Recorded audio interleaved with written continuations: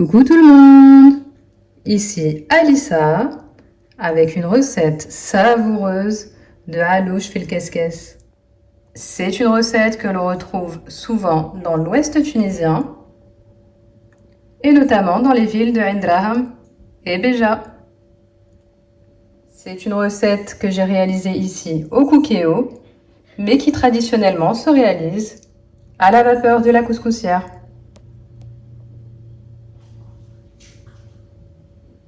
Je l'ai accompagné de pommes de terre, mais vous pouvez également l'accompagner de galettes, comme c'est fait en Tunisie.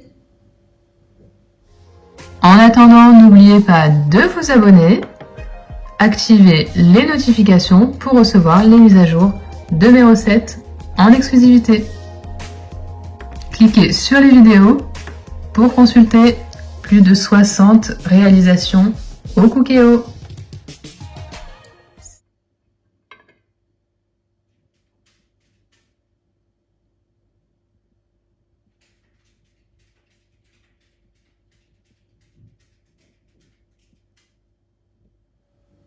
C'est parti pour la recette. Du côté des ingrédients, c'est très simple, puisqu'il va vous falloir des côtelettes, 2 oignons ou 4 petits, quelques pommes de terre, du thym et du romarin frais, l'équivalent d'un verre à thé d'huile d'olive, du safran en pistil et en colorant, du sel et idéalement un demi-bouquet de persil ou à défaut du persil déshydraté. Il faudra également un peu d'ail pour les pommes de terre et du curcuma. On va commencer par hacher nos oignons. Là, je le fais au Thermomix, mais évidemment, vous pouvez le faire à la main.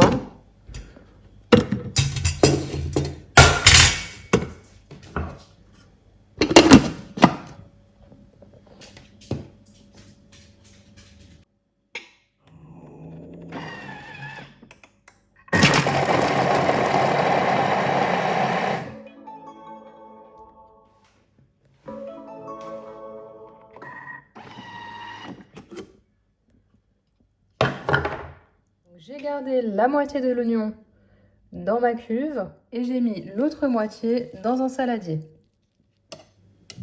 J'ajoute l'ail. Dans l'huile, je mets mon safran,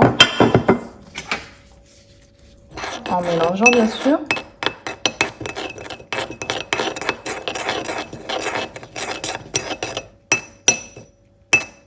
À cela, on ajoute de l'harissa berbère ou pâte d'harissa, à défaut de l'harissa du commerce. Voilà.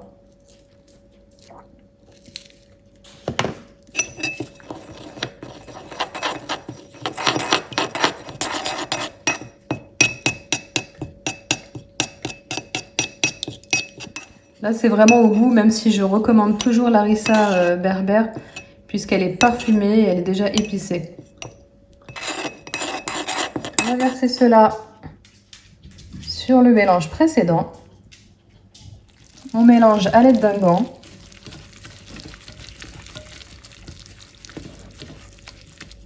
Et on va ajouter progressivement nos côtelettes tout en mélangeant.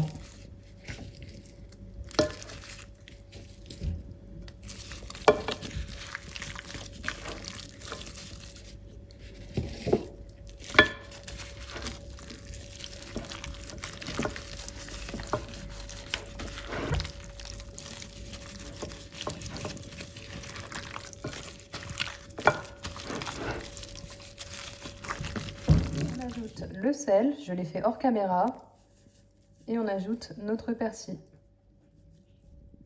On ajoute romarin et thym, et on va couvrir d'un cellophane pendant 24 heures au réfrigérateur. Et c'est important puisque ça va permettre au thym et au romarin de se diffuser dans la viande. Rendez-vous dans 24 heures. Nous revoilà 24 heures plus tard avec une viande hyper bien marinée. J'ai préparé mon panier vapeur dans mon cookéo. Après avoir versé bien sûr 250 ml d'eau en fond de cuve, je vais tapisser le fond de ma cuve, le fond de mon panier vapeur, pardon, de romarin et de thym.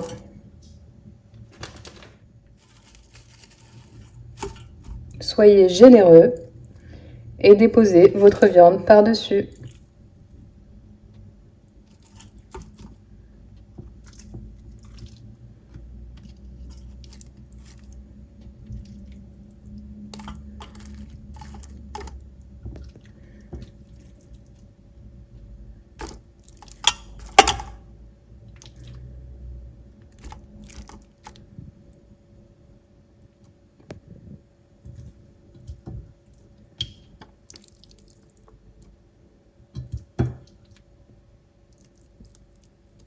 J'ai gardé un petit peu de mélange pour tout à l'heure. N'oubliez pas vos pommes de terre. La plus grosse partie du travail est faite. On va pouvoir lancer une cuisson sous haute pression. Donc lorsque je me rends sur la cuisson de l'agneau, je m'aperçois par rapport au grammage de ma viande qu'il s'agit d'une cuisson sous haute pression pour une durée de 20 minutes. Ça me donne une bonne indication. Donc moi je vais lancer ma cuisson sous haute pression. Non pas pour 20 minutes, mais pour une durée de 40 minutes pour commencer.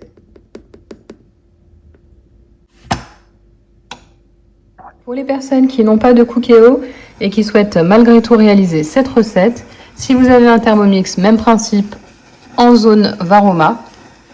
Et pour les personnes équipées de couscoussier, il vous suffit de positionner la viande directement dans votre panier vapeur, votre caisse-caisse. Pendant la cuisson, on va verser le reste des oignons, ceux du départ. On va ajouter un petit peu d'ail, du curcuma, et n'hésitez pas aussi à ajouter un peu d'huile si c'est un peu sec.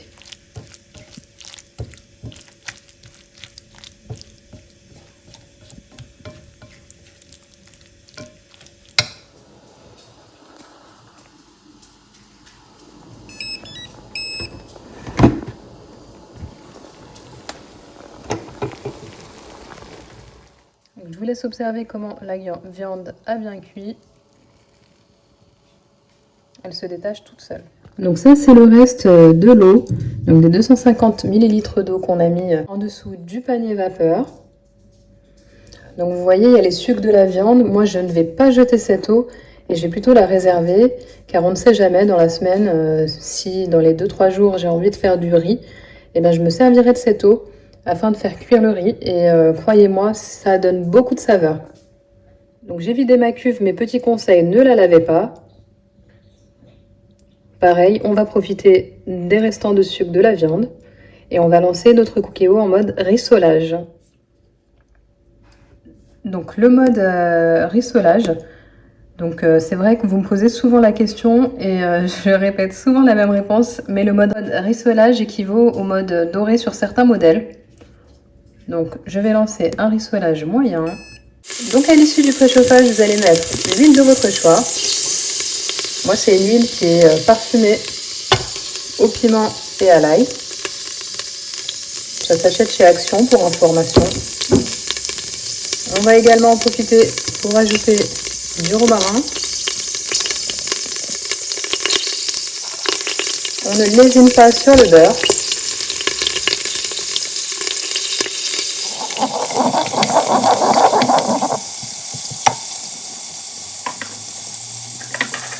On va ajouter la totalité du mélange précédent.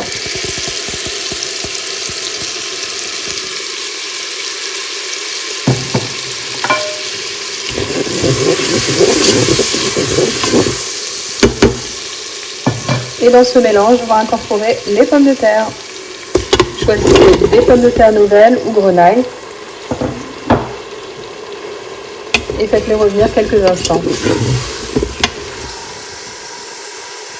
Assaisonner de sel, de poivre et de persil. Je vais également ajouter du paprika dans les tamis.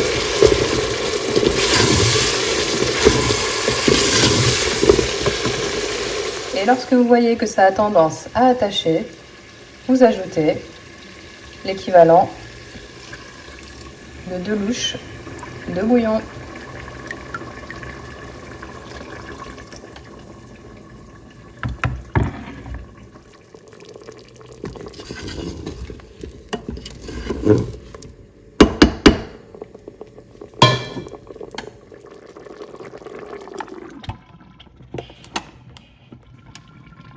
Et au bout de quelques minutes, on va lancer une cuisson sous haute pression.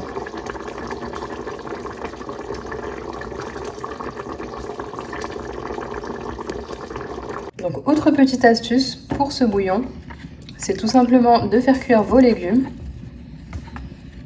et de lancer la préparation d'une soupe. Mais ne le jetez pas, ça peut servir à énormément de choses. D'ailleurs, pour conserver ce mélange, vous allez pouvoir utiliser des bacs à glaçons et une fois refroidi, placer au congélateur. À l'issue de la cuisson sous haute pression, vous allez pouvoir lancer un rissolage pendant 1 à 2 minutes, histoire de laisser s'évaporer un petit peu le liquide. Voilà le résultat obtenu, il ne vous reste plus qu'à dresser. La recette de Alouche fil Keskes est enfin terminée. Il ne me reste plus qu'à vous souhaiter un bon appétit. I like spices, 'cause I like my food spicy. Yeah, I like spices, 'cause I like my food spicy.